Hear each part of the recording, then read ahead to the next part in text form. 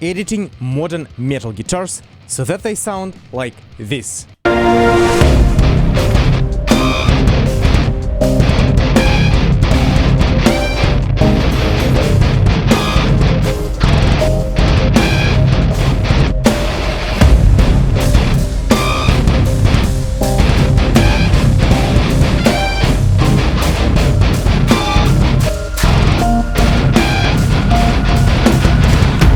It's no secret that modern metal guitars heavily rely on gating and editing. So in this video, which is an excerpt from my guitar course, which I'm working so hard on, I'm gonna show you how you can edit DIs for your modern low-tuned guitars and rely on gating for them to sound this type. Hey, I'm Dr. Mike Trubetskov and I'm here to bring valuable information on recording, producing and mixing metal. So, mate, please like and subscribe to not miss out valuable stuff.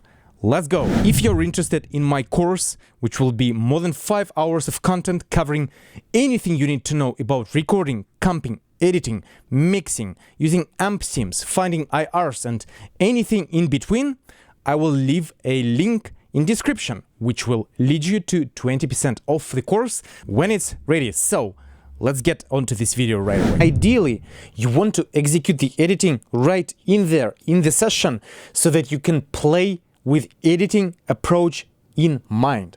However, in this video, I want to show you a more sophisticated material that I'm currently working on. I want to show you a riff that you cannot allow to be unedited because it heavily relies on gating and editing.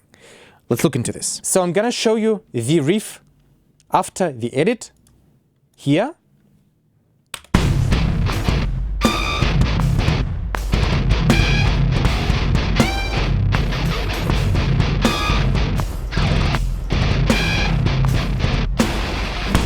Let me show you how this sounds without the edits that I performed, and then we'll get onto how you can edit such riffs and why. Here's how it sounds in raw format.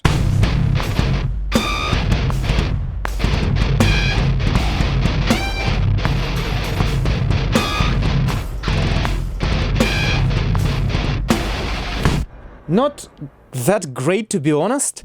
You can see visually that some of the takes do not align properly. You can see the discrepancies in left and right channels. And the most obvious approach for such chugs, which I call machine gun-like chugs, is the gaps. You can hear that even with the tight gate on, here for instance, the tail does not sound tight. So the first thing you wanna do is you wanna get rid of those gaps. If we zoom in to the waveform, you can see that obviously there is some signal going out there. If I disengage the gate, let me show you how it would sound without the gate.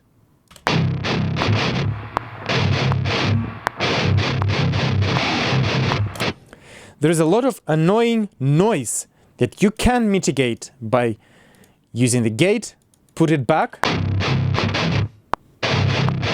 To some extent you eliminate that, yet still it does not sound as refined and clean and tight as you want it to be without those cuts.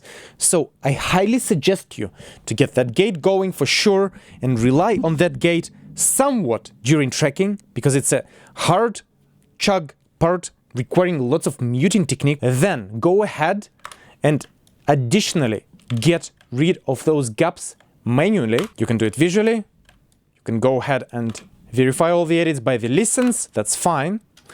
Once you've done that, let's do the actual editing. And this time around, we're gonna do it just by hand, and then we'll go into the automatic detection as well. But let's just get into the principle of the editing first. Here's the important bit. You need to make sure that you're editing into the peak attack. And let's define where this peak attack actually sits. I'm gonna solo just this channel here, and I'm watching where the waveform starts. And either the peak attack is here or here, but definitely not where the big increase in the amplitude happens. Either here or here, not here. If we edit to the grid by following those large peaks, then what happens is your performance sort of drags. because you're editing slightly more. You are getting rid of the attack of the pick, and that's where the sound is starting to come on.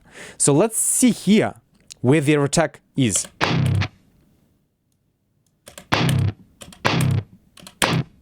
Or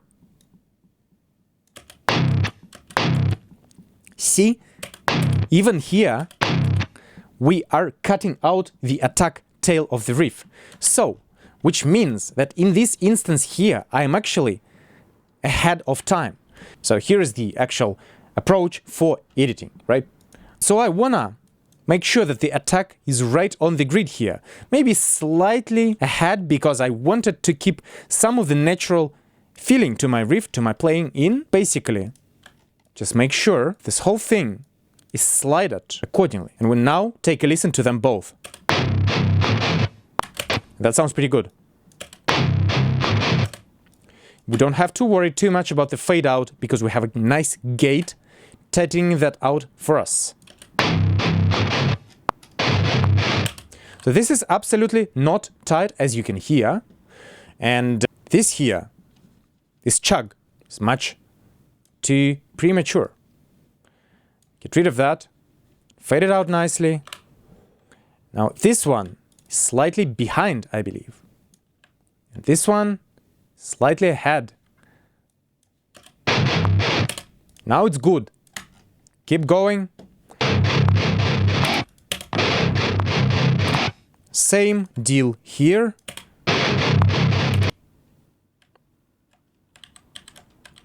So this didn't work. Let's go one by one if this is challenging.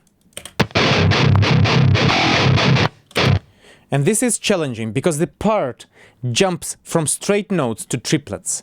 What I'm gonna do is I'm gonna bring up the guitar MIDI in which the part was written here. And I'm gonna simply follow this for the edit. This has to land here.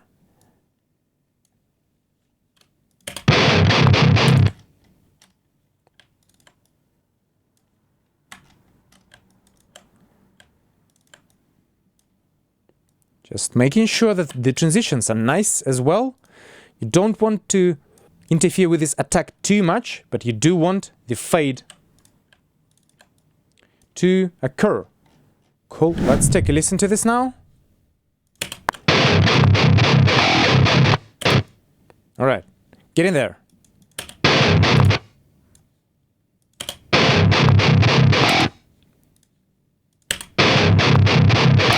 So this one here didn't work out nicely because the attack here is doubled up, you can see. So there are two ways around this problem. You can just get rid of that tail. And there's a double tail now, but it may sound fine. And yes, it does. Yet, there is another approach, which I'm going to show you in a second, and that is stretching your DI. You can do that too. Let's just take this as an example. So, let's say this DI here is too long. In Logic, you can hold Alt key and just stretch it. And this is what happens.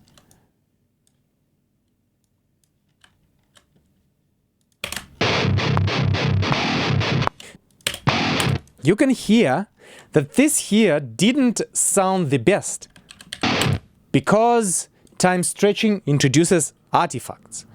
Working at higher sample rates like 96 may help you to reduce those artifacts, but not completely eliminate this.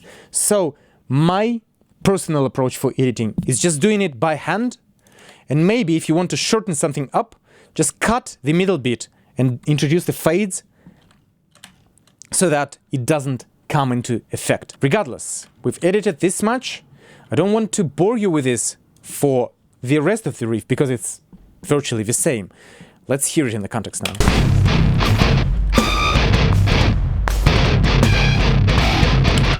So it is sounding nice and neat, and all these gaps create a very important feeling of space and tightness.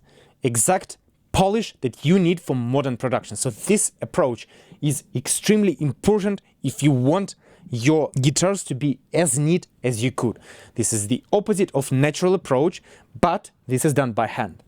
In the next section, I will show you how you can automate this process as well. I truly hope that you find this information useful, and even though it's not a full version, because in the full course I will have information on automatic editing such guitars as well, I hope that you find this applicable and you can use it in your next productions. I'm Dr. Trubetskov, and until next time, cheers and take care.